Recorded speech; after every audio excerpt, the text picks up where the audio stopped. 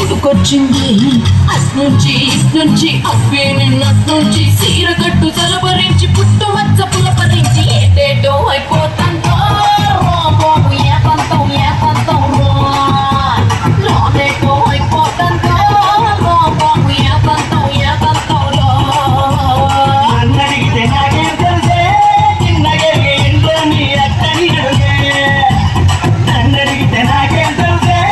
చిన్నగే ఇంట్లో నీ అట్టని అడుగే అయ్యా